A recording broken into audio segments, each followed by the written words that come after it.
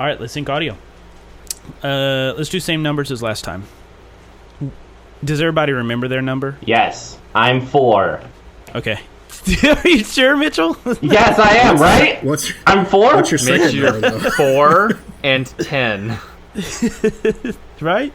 Wait. I know why okay, you said 8, because there's 6 of us, so you do 4 plus 6. Oh my god, I don't know who I am anymore.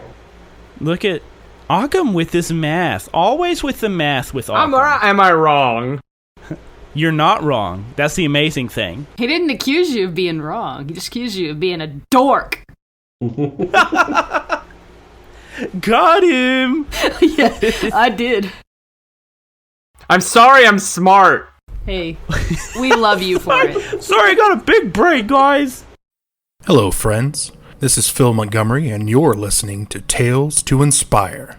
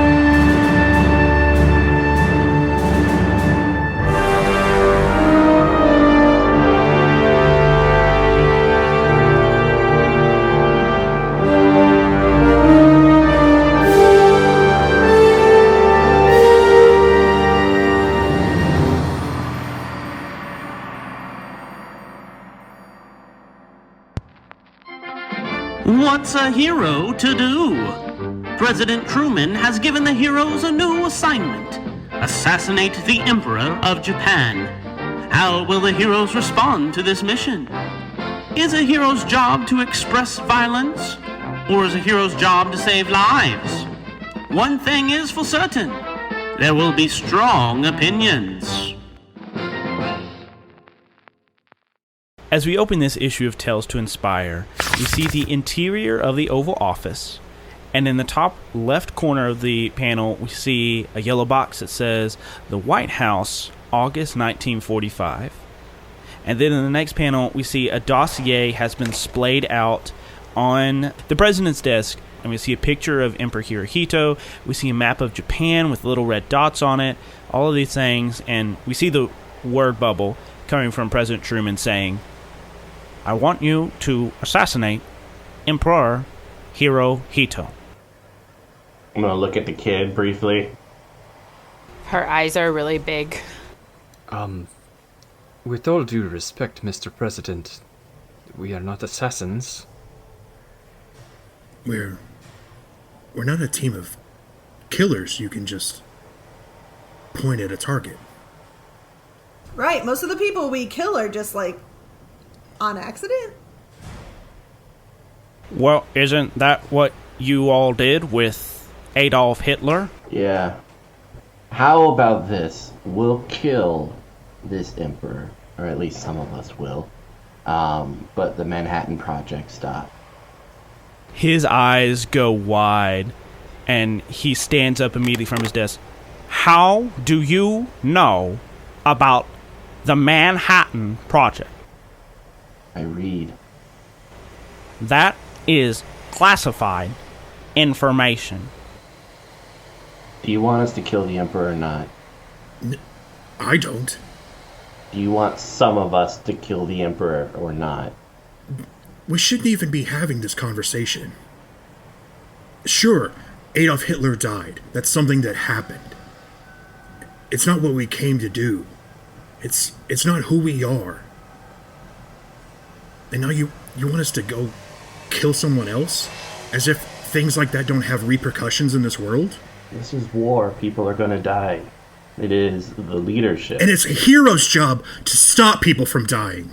Hero is a fanfic concept.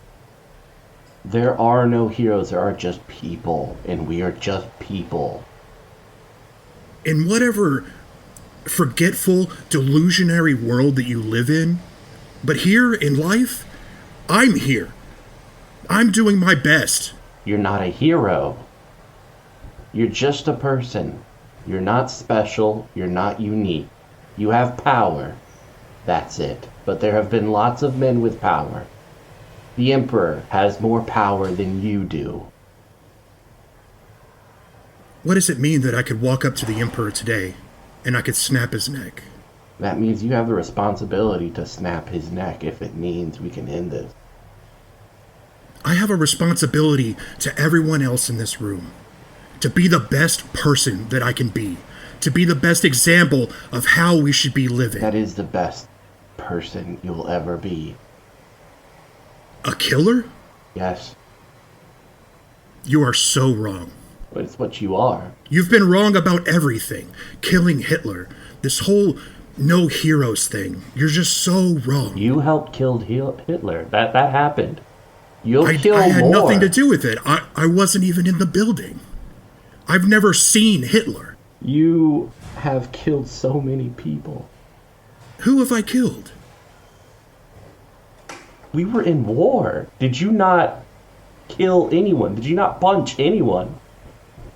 Did you not do violence on anyone? Violence is one thing. Putting a gun to someone's head and willfully pulling the trigger is another entirely. I think maybe you should stop reading fiction and either join humanity in the struggles that we have in the trenches. Don't talk to me about humanity. Why not? You don't know what it means.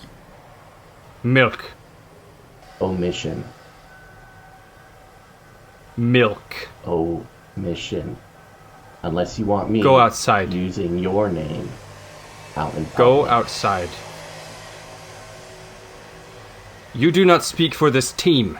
I did not speak for this team. I said some of us. You are currently. Some of us would be willing to do it. That is what I'm telling the president, and these are my terms. Some of us are willing to save thousands. If it means the Manhattan Project ends, something that has only been possible because someone in this room was foolish enough to allow their research out and about and then to be used for horrific man-slaughtering ends. If this is what your idea of this team is, then I do not want you to be a part of it. Dr. Fusion leaves the room. He walks out. Goodbye, Future. Gwen walks up behind Torch and just kind of puts a calming hand on his shoulder, and she's staring straight at Omission. I don't want to just be anybody. I don't want to just be someone that's willing to kill. I want to be someone that can make those decisions for the best. I don't want to kill this person. I don't want to kill anybody else. If he gives me a reason to, sure. If it makes more sense to save the rest that are innocent, yes. I think that's what it'll take. Don't put your guilt on the rest of this team. I don't have guilt. I disagree, honey. I do what I have to in order to save people. And that's it. Crystal Geiger has turned to the president and says, I'm sorry, Mr. President.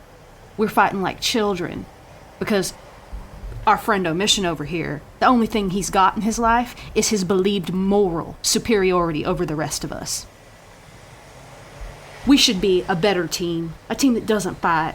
Unfortunately, we all can't agree on everything, even the best of us. And she looks over at Torch. We all can't be actresses making money, I guess. Is that an insult? That I did something with my life, Omission? 'Cause, yeah, people forget you, but it's probably for the best, huh? It is. Tell us why you need All right, hold on, real quick check in, just player check in. How's everybody doing? It's really tense. Is everybody okay? Love you, Mitch. I think we knew it would be intense. Okay. Yeah. We got bonds to break. Okay. Oh my god. We all love Mitchell here. Talk about inter-party I conflict. know. It'd be like, President, Okay. can you give us 5 minutes? Leave this office real quick. President, step out of this office real quick. Okay. So, all right, I just wanted to check in because it was getting tense and I'm sweating. I don't know if it's a Texas heat or this episode, but I just wanted to check. It's because we're hot. Yes, we're hot. That's right. Crystal turns back to the president and says, Do I think we're assassins? I don't think so. But, Mr. President, you had a point. And if we're going to hear anybody's point, it's going to be the leader of the free nation. I appreciate that, Crystal Geiger. This was my thinking.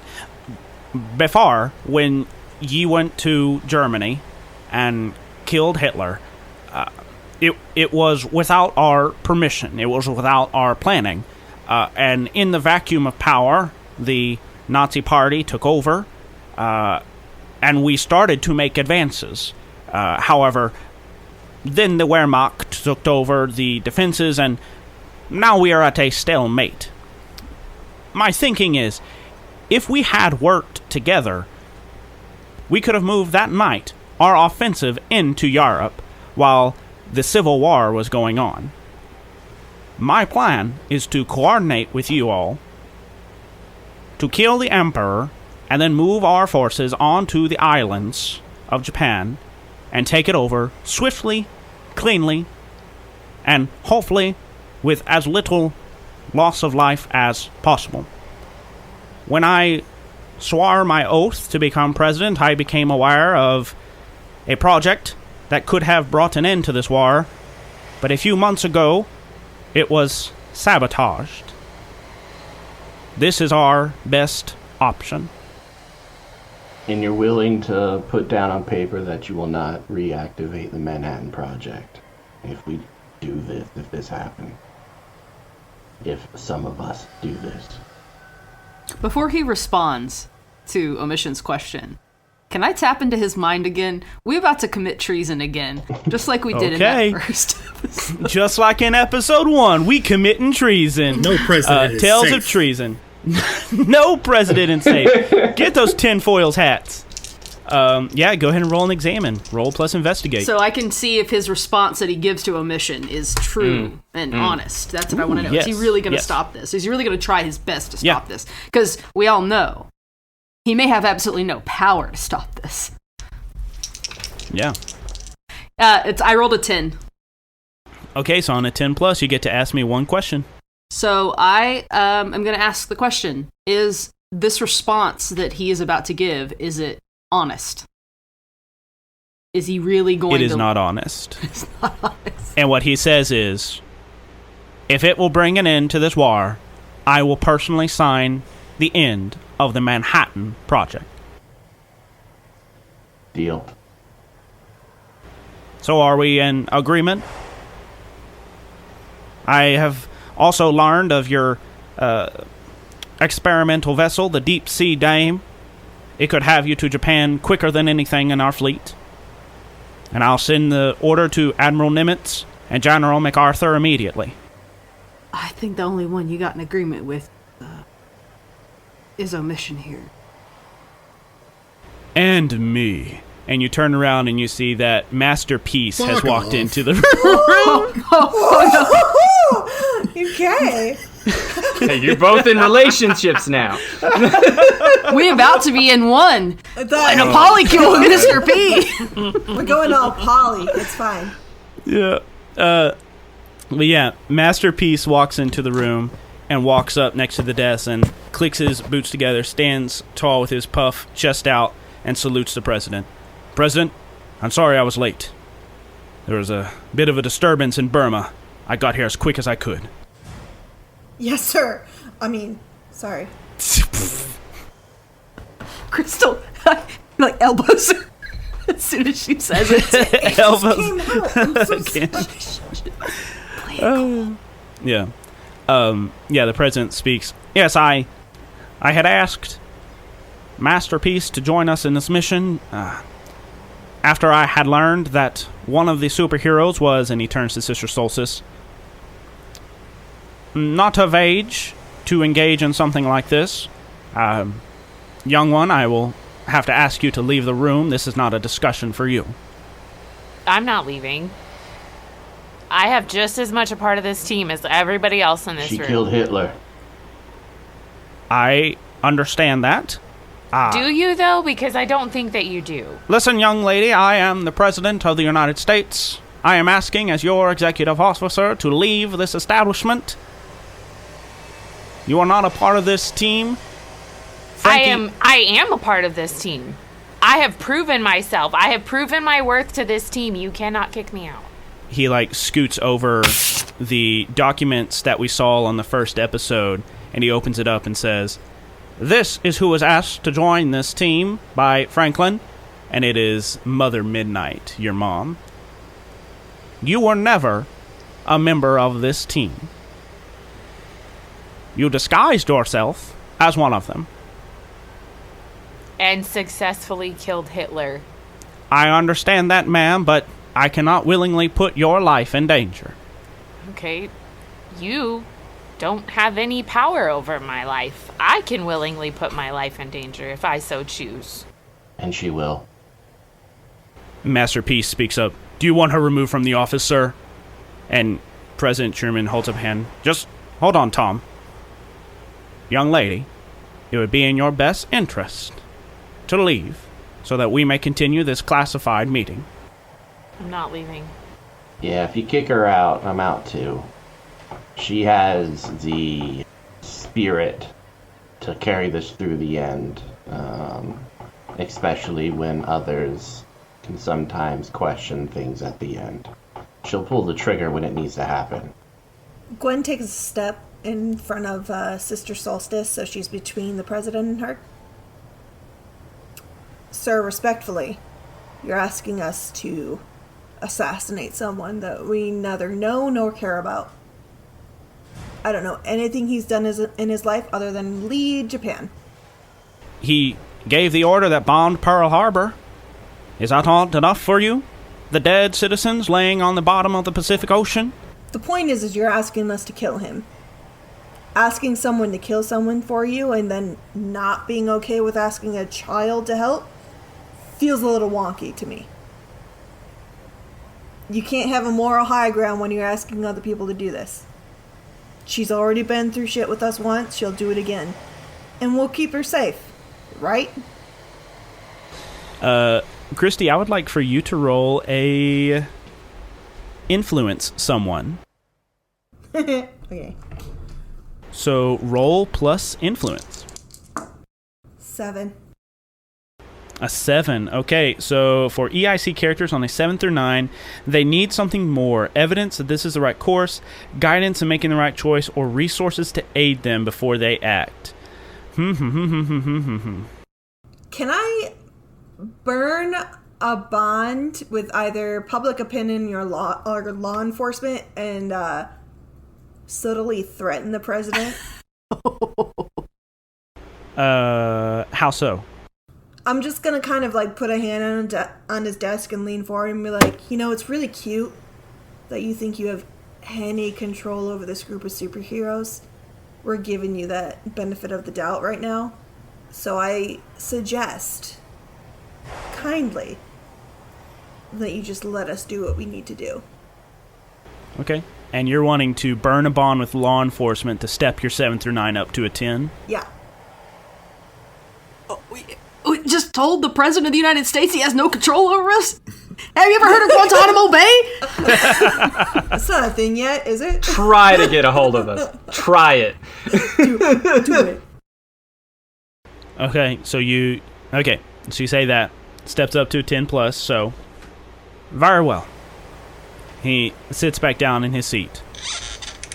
The girl will be permitted to Be in the room where it happened? char. Well then, I know that Omission and Masterpiece are along for the mission. What about the rest of you? Are you sure there's no other way that this could be handled? Could we take him into custody? Is there anything else we can do besides blatantly murdering a world power? He sits back and nods his chin, tapping it. Perhaps. Taking him into custody and leveraging his godhood with the people of Japan and the military cabinet could bring about a surrender earlier. Is that an option you're willing to explore? At this point, I am willing to explore all options because, quite frankly, they're running out. If we can do this, if we can find a better way, then I'm in. He turns to Geiger, Gwen, and Sister Solstice and Crystal Geyser. I'm there to help anybody who needs the help. I'm not leaving my team. Oh, sometimes you gotta do what you gotta do. I'm in. Very well. Sergeant Richter, could you bring in Dr. Fusion? And Hives kind of was in the back of the room, and he nods his head, and he opens the door to the Oval Office and steps out. Where's Dr. Fusion? I think he's just pacing in the hall. You see the door open, and Hives steps out into the hallway. They've all agreed to it, haven't they? Yes, they have. I know Grant will do everything in his power to make sure that all other options are exhausted before such an action is undertaken. Omission, though. Henry, I don't know how to handle him. I couldn't even begin to tell you how to do your job, Dr. Fusion. I'm just a soldier that did some work in Central America and got a few medals for it. I don't know. I suppose I cannot leave the team. We've come too far. And I think they'll need you. He walks back in. Okay. Truman looks down the Oval Office at you walking in the door. Dr. Fusion, can we rely on you for this mission? I will be there to make sure that what is right to happen, happens. Very well. He starts digging around, and he starts pulling out, like, contracts from the dossier. And as he's doing that, the door is kicked open, and, like, an attendant runs in. He runs in and, like, sees all of you standing there, and he's kind of breathless. Mr. President. Yes, what is it? We just got a call from the Coast Guard. There's a plane heading for New York. We think it's a German bomber. A German bomber, but there's no... How? I'm not sure, sir. But it's closing in quickly. We didn't catch it in the Pacific, and now it's just moments away from New York. And Truman sits back and just, like, runs his hand through his hair. There's no way we could scramble jets in that amount of time. Torchbearer will take off.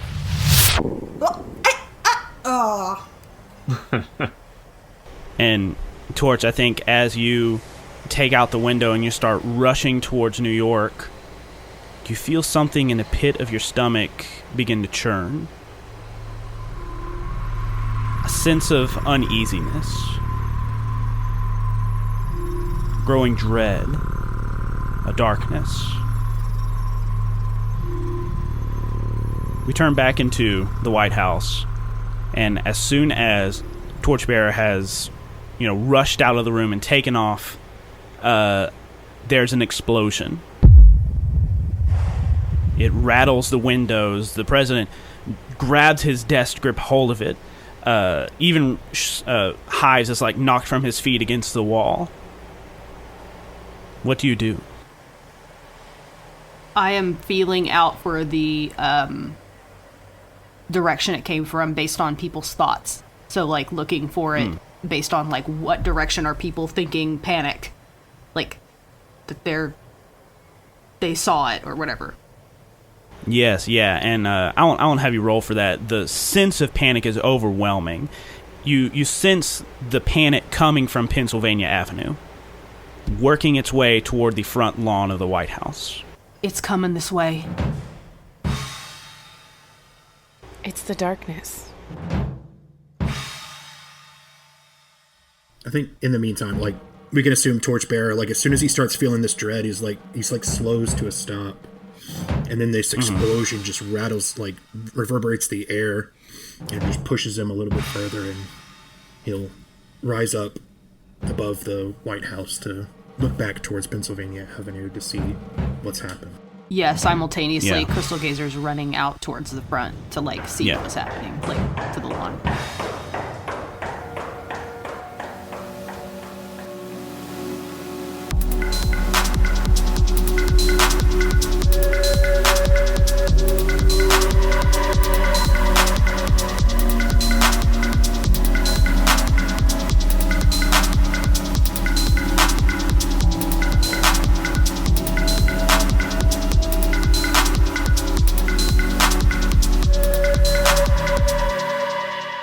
Hello, friends, and welcome to Season 1, Episode 27 of Tales to Inspire. I'm your host, David White, and welcome to the mid-roll. We have some housekeeping things to take care of before we get back to the episode proper, so let's get into it. First week of school is down for me. You know, we're back at school with these hoodlums, these hellions, these children, as we call them, our students, and it's actually been a very good first week. I'm looking forward to the rest of the school year, getting to know these kids a little bit better, and just teaching them about reading and the wonders and the joys of a good story and how to make good stories themselves. And I hope that you had a good week this past week. Whatever walk of life you're in, whatever job you're working at, whatever you are doing, I hope that it was a good week for you. And I hope that this is bringing you some sort of enjoyment, this being this episode, not just me talking. Although if me talking brings you enjoyment, that's great. But I'm talking about the show in general. I hope this show is bringing you lots of joy as well. Well, you know, I've been saying it for a while now. We are trying to get back to our $400 a month goal so we can sustainably pay our performers $5 for every hour that we spend recording. We are currently recording Season 2. We just recorded episodes 3 and 4. Is that right? 3 and 4? No, 4 and 5. 2 days ago, and they were great. The cast of characters we are going to have in Season 2 is truly phenomenal, and the characters, the people that we have playing these characters are great at their craft, and I cannot wait for you to get to listen to Season 2. But while we're recording Season 2, I would love to pay our performers for the awesome work that they are doing on Season 2. So if you like our show, please help us get back to $400 a month. We are currently sitting at 26 patrons who are all generously giving $266 a month. So we need a little bit over $100. What is that? $133? $134 to get to $400 a month. And if you can contribute to that in any way, we would appreciate it so much. And as an added incentive, once we get to $400 a month, to celebrate, Tessa and Kari are going to come back to record a misconceptions story. That's right, we're going to get back into the city. Esther and Faye are going to come back, and they're going to continue the story of what happens after the fall of Drace DeSantos and Legendary Solutions. And I would love to record this, but really and truly, we literally cannot afford to record this if we are not at $400 a month. So if you would like to see that cool story, I know I would, please help us out by giving any amount. It would really help us out. And, you know, you also get all these cool things if you go to our Patreon. If you pledge at least $5 a month, you will get access to episodes of Season 2 before anyone else. But you will also get access to The Gajuliot, the greatest Justice League Unlimited episode of all time, where Phil, the player who plays Torchbearer, sit down and we discuss 2 Justice League Unlimited episodes, and we talk about which one is better, which one is more worthy of being crowned The Gajuliot. And also, just starting this month, we are doing kind of a Rift Tracks Mystery Science 3000 Game Grumps kind of thing, where myself and Kari and Tessa's husband, Gian, sit down and watch a bad movie, and we record ourselves reacting to it. And earlier this month, we released our reaction video to Twilight, and I'm sad to say that we sat down and watched New Moon as well and recorded our reaction to that. So if you love making fun of movies, if you love kind of like the commentary, the director's cut commentary playing in the background of a movie, well, the We Watch series that is going on our Patreon is perfect for you. And our New Moon reaction video is going to go up on September 1st. So if you give $5 and up, you will get access to both of those, all of that exclusive audio. And I want to take a break right now, and I want to thank our new patrons. We have the Unchosen Dead. Unchosen Dead, thank you so much for supporting our podcast. And you know what? I choose you, Zombie Chew. Whatever. I choose you. You're cool, Unchosen Dead. If no one else is choosing you, if you're still Unchosen, I choose you. And welcoming back Waddle Squad, a patron from our Misconceptions era. Thank you for coming back. Thank you for repledging and helping to re-support this podcast. It means so much to see your Waddle Dee looking face back on our Patreon feed. And lastly but not leastly, we have Mr. T. Although Mr. T is spelled MRT3A, so maybe it's not Mr. T, maybe it's Mr. T3A. Well, Mr. T3A, thank you so much for supporting us, and we thank you so much for trying to help us. We thank all of our patrons, past, future, and present, for helping us get to our $400 a month goal, for helping us to create this show that we make, this nerdy thing that we do. We appreciate your support so much.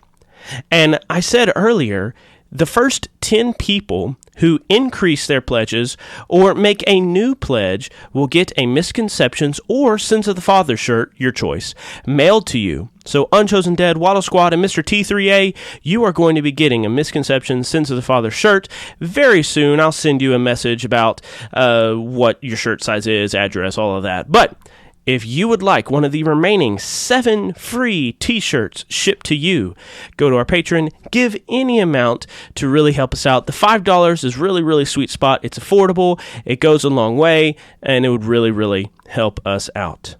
Well, that is enough out of me. Let's get back to the episode, and I hope that you enjoy our penultimate episode of Season 1 of Tales to Inspire.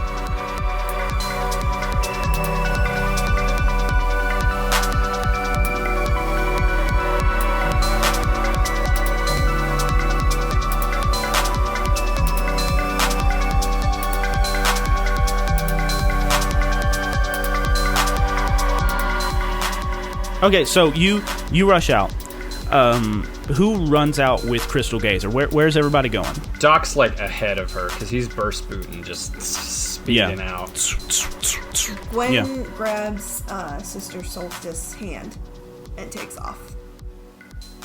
And Masterpiece wraps his huge muscly arm around the president's head and said, "Go on, Mr. President, I'll get you to safety." And then he jumps through the window with the president cradled in his arms. And there's a swooning laugh track in the background of women just going, "Oh my god."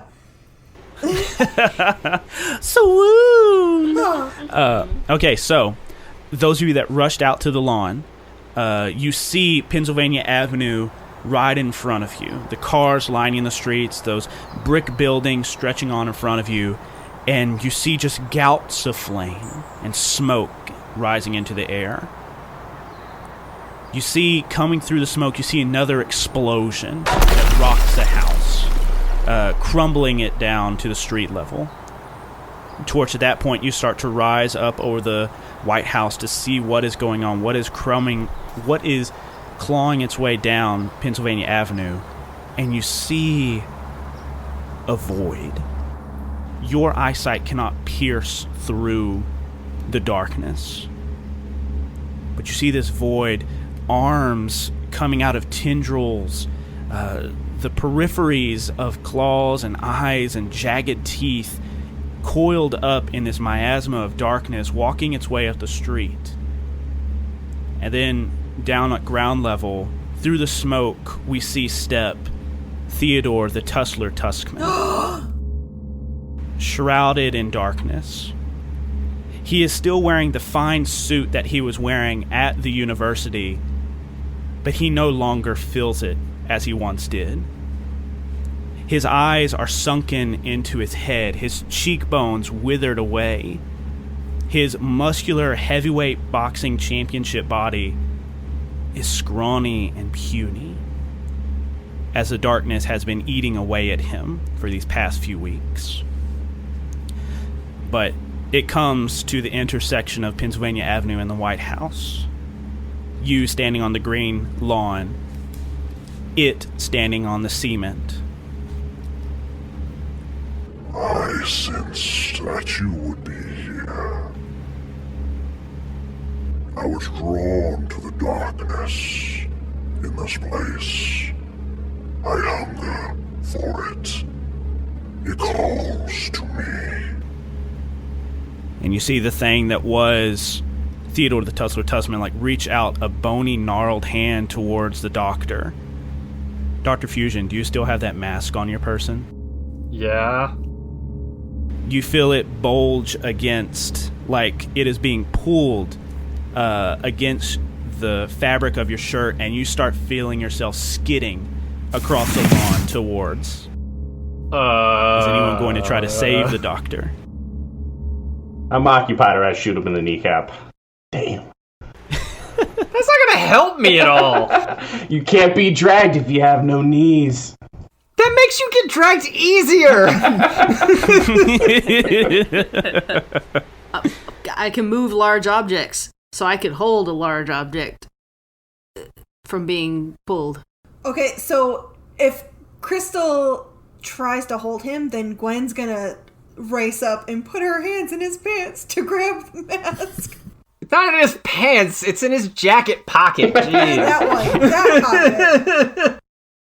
pocket. Crystal Gazer, you reach out, that blue spectral energy flying out from your hand, it radiates around the doctor, and he is stuck there, but you can still see that the imprint of the mask bulging against his chest, against the fabric. Gwen, you rush forward and you try to grab it. Yeah, so as I'm trying to rip it out of his jacket, and okay. Gwen, I would like for you to roll a seize control against the Harbinger. Oh no. So 7. 7. Okay, so you seize control over what was contested, but your opponent attacks you in retaliation. You enter into an action scene. Or you seize control over what was contested, but the effort exhausts you. Mark a condition. I have a feeling that as soon as he sees me rip it out of your jacket, he's going to retaliate. So I'm going to rip it out and kind of just hold it to my chest. So you get sucked toward it instead of me now. Yeah. Okay, so you're going to enter into a combat exchange with Harbinger? Okay. Sure. You rip it out, and you can already feel it pulling you, the momentum pulling you, and you cradle against your chest, and you are flung towards him, skidding to a halt at the cement at his feet. And the hollowed-out eyes of Theodore the Tussler Tussman looks down at you, but there's no recognition on its face. He says, "That belongs to me." And he reaches up a hand, and this miasma of darkness is all around him. And 20 feet up, you see this giant claw start to extend out of the miasma, these sharp appendages growing on the fingers, ready to rake across your body. And I think now we enter into a combat exchange. Okay. So, I'm choosing what the Harbinger is going to do. Mm-hmm. We're all part of this, right? Yes. However, if y'all want to get to where the Harbinger is, you will have to use a seize the position because he is far away from everybody else. All right. Well, I know what I'm doing. I know what I'm doing. Advance and attack. I think everybody that isn't like right there has to evade and observe to. Oh, can I shoot like with a gun? That's all I have is a gun. If you have narrative range, you could do that. Yeah, like he would just pull out a gun and just start popping off. Can I attempt to grab the mask to get it further away from him? So many of us have like semi-ranged abilities, so I would say that if you wanted to grab that mask, Marlo, it would be a seize the position. Okay. But like, okay, so let's do it like this. So Geiger Gwen is entering into a combat exchange with the Harbinger. Yeah. I guess everybody who would like be participating in this, like to defend or move closer or fight against it, will take part in this. But like, I would say that if you are like with Marlo, I think you would roll after the combat exchange to do like get the mask, like a common move. Yeah. Okay. Okay. So, who all chose what? Defend and maneuver. Advance and attack. Okay. Evade and observe. Defend and maneuver. I think I actually will evade and observe, though. Okay. Harbinger is choosing to advance and attack. So who chose defend and maneuver? I did. Okay, so go ahead and roll 2d6 plus your protect. I rolled a 5. Okay. Yeah. So what happens as you're not able to execute your plan? So I think I'm just frozen because I'm realizing that this is the vision like happening already, and we haven't like come up with a plan, and Torchbearer just flew off away from where we are, and so like my mind is going like 1,000 miles an hour, and I'm just all over the place. And so I'm going to like, I'm like, okay, I'm gonna hold my own, like I'm gonna just ready myself for whatever it is that I need to do, and then I like trip over my own tooth. Okay. All right, and then moving to advance and attack. Who chose that? Well, I had defend and maneuver also. Oh, sorry, Kristie. I rolled an 8. Okay, so you get to choose one. Mine was gonna be retaliate. My goal was to just make it super freaking difficult for him to get this mask from me. Okay. So you are going to steel yourself for their blows, and when they deal stress or conditioning you, you deal 1 stress on them. Yep, exactly. Like, whatever. I just wanted... Gwen's a tough bitch, so I just wanted her to hold out. Yeah. Okay. Now to advance and attack. I got an 8. An 8. You get to choose one. An 8. No, I'll strike. I'll pull out a gun. It's probably like a German submachine gun or something like that, and start laying off. Cigarette in mouth and everything, like. Yeah, so you just kick out one of the windows in the Oval Office and just start taking shots. Yeah, like my like leg is on top of the president's desk. Hell yeah. Yeah, okay. So are you going to stress, or are you going to mark 1 stress to force him to mark a condition or 2 stress, or do you want him to choose? No, I'm going to mark a stress. Yeah. Do a condition, and I will mark a stress. Blah, blah. Okay. And Harbinger, with that claw, is going to come down on top of Geiger Gwen. Geiger Gwen, he is going to mark 1 stress to force you to mark a condition, as this, like, these claws just serrate across you as it's trying to scrape that mask out of your grasp. And then because you chose retaliate, he will take a stress. Yes. Okay, so how do you retaliate as he, like, sweeps his claw across you? as he's swiping it across me, you see my hand kind of throwing the mask up in the air towards where I saw Torch flying. And so, like, I hit the blow, and as that's happening, I kind of just spit blood out of my mouth. I'm like, too slow, boss. And then over to evade and observe. I'm gonna go for it. Okay. Evading is 2d6 plus investigate. An 8. An 8, so choose one. Move to a new location. Okay, please describe how. You see, as soon as she throws up the mask, Torchbearer zooms in, burning brighter than he's ever burned.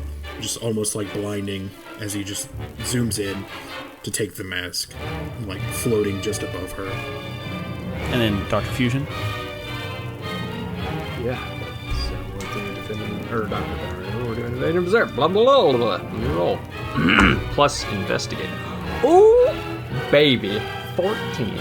Nice.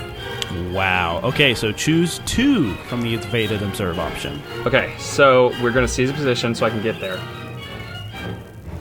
Unless they're gonna mark stress to block me. No, he'll let you get up there. Okay, so I get to Gwen. And you just see his burst boots kind of go into overdrive. He's like leaving small craters as he's just speeding towards her. Gwen, you see Doc just zoom in front of you, and as he passes in front of you, he just kind of grabs you on the shoulder, and you feel an energy you've felt before, and I'm going to bolster you using my power surge ability that I got during our solo episodes, to grant you empowered. Yeah. Nice. So if you don't remember what that is, Kristie, at the end of every action scene or combat exchange, you get to clear 1 stress. Nice. So you feel that surge in your ability that you did before. As he does that, Gwen just kind of like winks at him. She's like, sorry I ever blamed you. It was your fault, but we're past that. And Marlo, after that whole scene is done, you said you wanted to grab the mask? Well, not anymore. Okay. What do you want to do now? I don't know. Because you didn't act during, I kind of didn't allow you to act during that combat exchange, so what do you want to do? Basically what she says, Torch, you gotta get that thing as far away from him as possible. Alright, and so all this happens, you rush in, grab the mask, you're hovering there in front of it, and the Harbinger, or the Tussler, looks up at you. Torchbearer. And he starts to levitate off the ground so like that he's even with you. It has been many years since I've seen your face, since you locked me away. But now I am free, and I am hungry, and I will finally diminish your light. But this form grows weak. I require another. And I would like to activate a custom move that I came up with called the Heart of Darkness. Oh no. And so what we're going to do is I will have you, I'm going to read off some questions, and I want you to answer them yes or no. Let's get the fuck just keep it. Just keep a tally. The fuck up, Torchbearer. Just keep a tally on your I'm side. so excited. Yeah. So I'm gonna read through. You don't have to verbally answer them. Gotcha. Just keep a tally of which ones you say yes to. Okay. Have you ever killed another person? Would you kill again? Do you relish violence?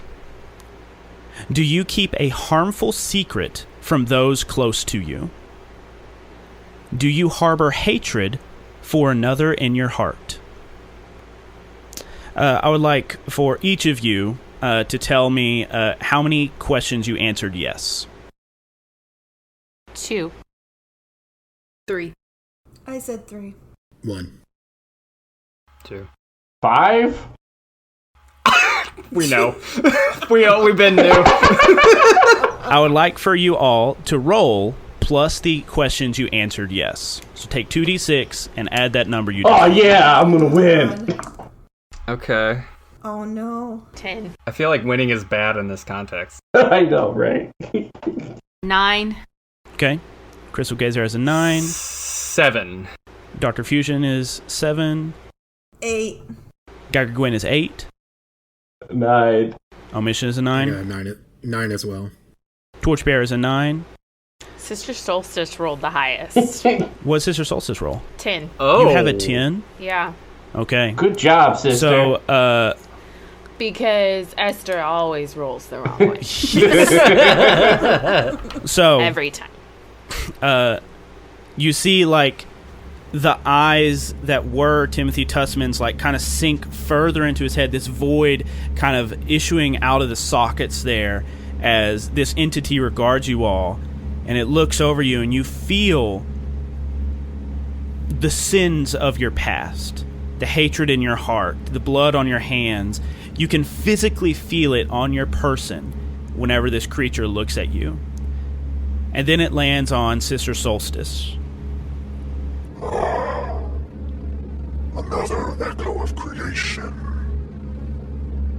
You hold nature in your power. I would have that for myself. And you see, like, so many tendrils, the darkness detaches itself from Tussman's body. It falls 10 feet to the ground with a sickening crunch. It has been dead for weeks. And then, gathering itself, mustering itself into a spear, it launches itself towards Sister Solstice. Tendrils already reaching out to take a hold of her. And then we see a text box. Watch out! You hear some hands press against your back, push you out of the way as Hives pushes you aside. And this wave of miasma hits him bodily. We see him lifted into the air, the darkness swirling around him. It goes into his mouth, his ears, his eyes. We see blood start to come down from him as he screams as Harbinger chooses its new host. No. We turn the page and we see a new scene. We see New York City. A cloudy sky overhead. And we hear some alarms start to go off. And through the clouds, we see a V-shaped jet start to dip out of the clouds, preparing its attack run on New York City. I will now remind all the heroes. You have 2 objectives here. One is obviously to defeat the Harbinger, but the other is to somehow frustrate the German efforts to bomb New York City. You cannot do both of them at the same time. You will have to split up. So as the Harbinger of Darkness is swirling around Hives, conforming him, contorting him into what it will have him be, there's like this billowing wind that's pushing you away from him, all of this debris flying around in the air. And I think at that moment you also remember, oh yeah, there is a bomber coming for New York City. What are y'all doing? I mean, unless there's a jet, I feel like I'm stuck here. I'm probably the only one fast enough to get to New York. You're not that fast. Well, then what are we supposed to do? You do have a person on your team who can teleport. Oh, yeah. And Sister Solstice, you know that you have somewhere. So you got the annals from the Autumn Coven, and somewhere in there is how to seal away this thing. So you can seal away the Harbinger thing. As the way that I see it, Potentially. yeah, the way I see it, it should and kind of has to be me and Sister Solstice at the very least. Yeah. So I've got an idea here. Sister Solstice opens a portal and teleports me, Dr. Fusion, Crystal Gazer, and Geiger Gwen, and then Omission, Torchbearer and Sister Solstice handle Harbinger. Let's roll. Is everybody okay with that? I'm okay with it. I'm just scared. Let's see where a second happen. We're 0-1 against this thing. Yeah, I know. Okay. So things are whipping all around you. Hives is screaming in the air above you as a Harbinger's taking over him. What are y'all doing? Someone's got to take care of New York. Torch, throw me the mask. She says it's through the mind. Just without an answer, he just throws it back to her. She, it's coming. She's not quite aimed up for it, but she, levitates it down to herself. And then looks over at Sister Solstice. Send us to New York, baby girl. Are you sure? Yeah, someone's got to go. She looks at the rest of you. Who's coming? Gwen looks up at Torch, right in his eyes, and she goes, I trust you. I trust you too. Be careful. Stay safe. You know me. I'm always safe. Gwen, I love you. You are the best thing that's ever happened in my life. Keeping you, no matter what happens. You're the sunshine. Okay. So Sister Solstice, you are opening up a portal. This is still not a power you have listed in your power profile, so you have to roll a push to do it. Push this. Come on, GM. Love it, or we can't actually do this. It'll happen. It just might not happen pretty.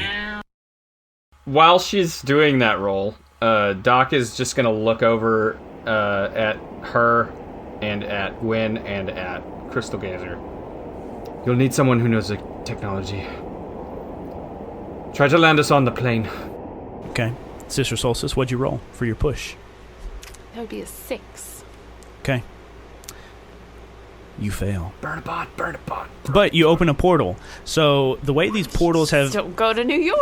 The way these portals have been described as working is that you, open a door and it leads to somewhere else. Yes. So you are on the White House lawn. Where do you run to open a door? Do you run back into the White House? Do you run to, a car door? Do you run to, one of the buildings lining Pennsylvania Avenue? I think I run to one of the gates. Ooh, interesting. Okay. Because we're, out on the lawn, so I'm going to run to the nearest gate. Yeah. And open it. Okay. So you see Sister Solstice grab this door. Do you have to do any, spell or anything? Do we see you do any magic to do it? You see her, kind of chanting low under her breath. Okay.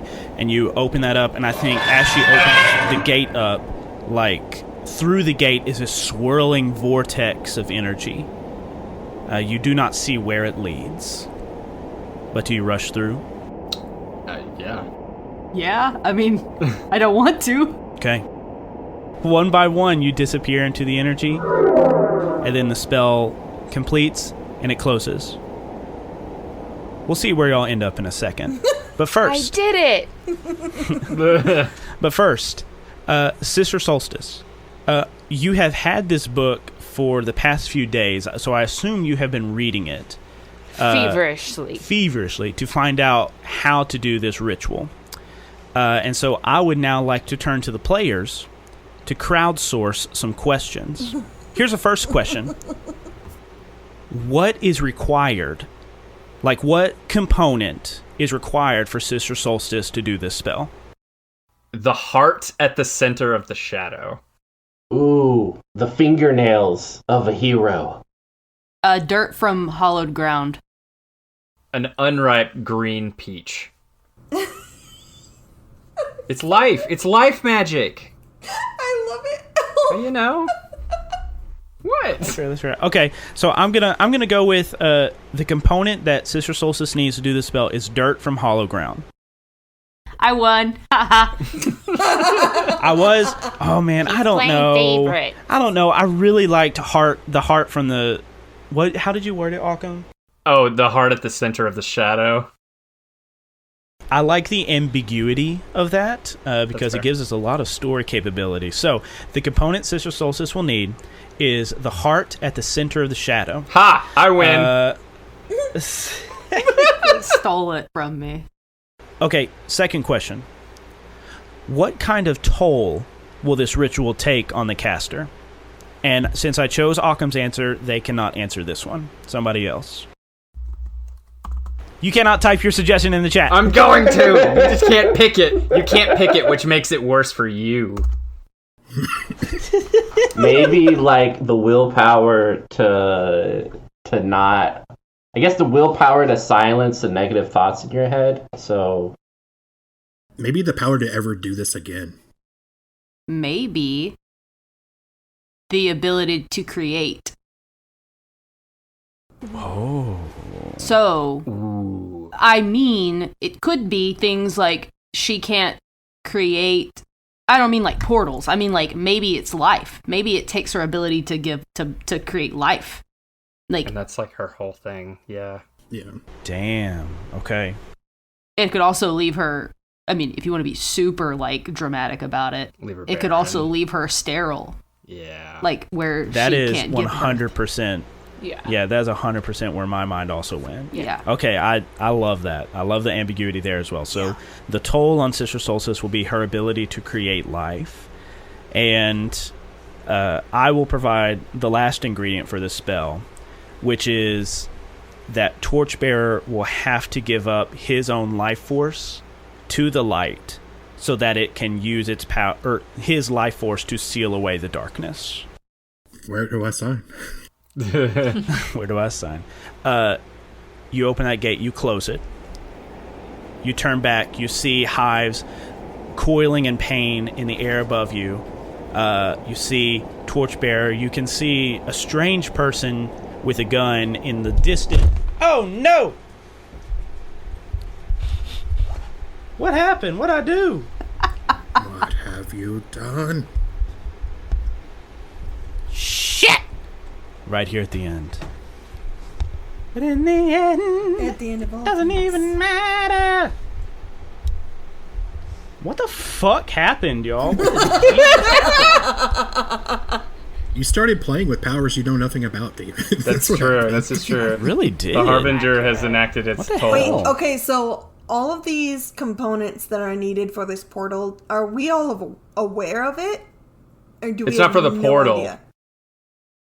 No, this was not for the portal. This is for the ritual to seal away Harbinger. Oh, okay, Oh, gotcha. okay. I don't think any of us know. Yes, this yes, either. yes. Yeah, no, she is the only one who has learned all this. She has yet to say anything about it. But you turn, you see Torchbearer. You see a strange man in the window with a gun of the White House.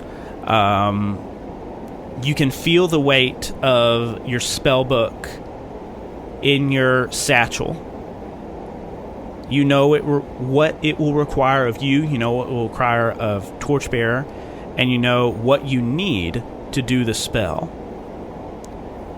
Do you say anything? Yes. She is going to. I wish I could do a flashback. What would your flashback be? Torch and Sister Solstice having a conversation on the train. I looking think at the book.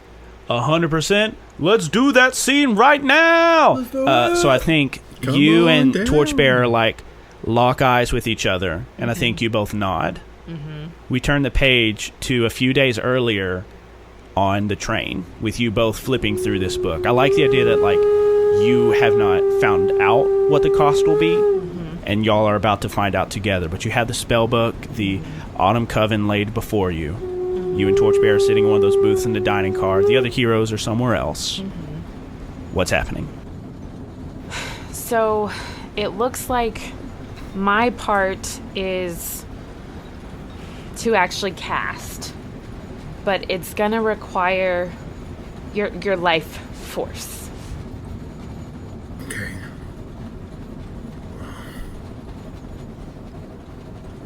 I'll give it all I've got. I've never done anything like this before. That makes two of us. Are you sure you're willing to do this? I have to. I was afraid you'd say that. At least there's hope. If we can give this world a bit more of that than it had before, then it's worth any cost. Sister Solstice nods, and then I think you just see us sitting there with the weight of the world on our shoulders. Okay. And then we're back in the present at the White House. The darkness latches on bodily to Hives. He comes crashing to the ground. It surrounds him like a mantle. You can see all these shapes and figures and claws moving around within the void. And Hives looks at the two of you and smiles. And it's his voice, but it's distorted. It's not the same. But Hives says, Well, shall we get started then? and we turn the page to the three of you coming out of the portal. There is confusion. Where you go to step, there is nothing. You're coiling, falling, twisting around each other. It's wet. You're bumping into each other, colliding, and then you come out of the cloud that you appeared in. You see New York City, Manhattan, stretched out beneath you. And you hear the roar of the jet swiftly approaching a few 100 feet down from where you are. And in the bottom corner of this panel, we see the words, "To be concluded." End of episode. Oh, man. Shit. Oh god, I'm so Place about to excited. blow. Oh my god. Thanks for listening to this week's episode of Tales to Inspire. We will be back with our last episode of Season 1 on September 4th.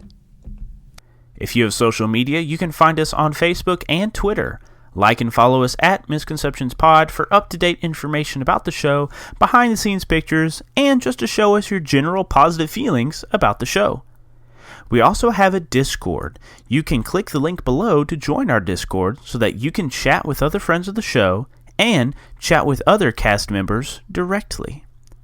We also have an email. If you would like to contact us that way, you can email us at misconceptionspod@gmail.com. This show is fully supported by the generous monthly donations of our patrons on Patreon. If you would like to join that elite group of supporters and gain access to exclusive content, please consider joining our Patreon. The Tales to Inspire theme song was composed by Esteban Del Pino. You can find out more about his music on fiverr.com/IAM_WAKE. Omission was played by Mitchell Wallace, who can be found at Mitch Bustillos on Twitter. Crystal Geiger was played by Marlo Bogus, who can be found at Marlo Bogwitch on Twitter.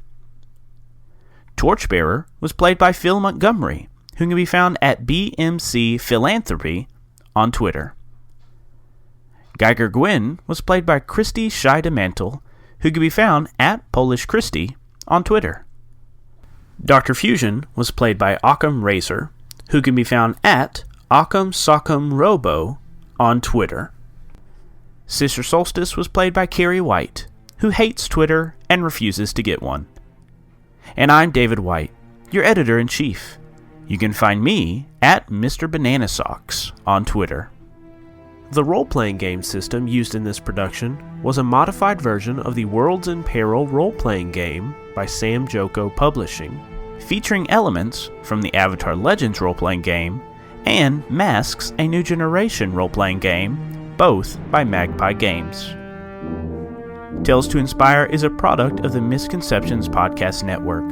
Find out more about our other shows and buy cool merch at misconceptionspod.com. And that's it for this week's episode of Tales to Inspire. Thank you so much for listening, and keep it nerdy, y'all.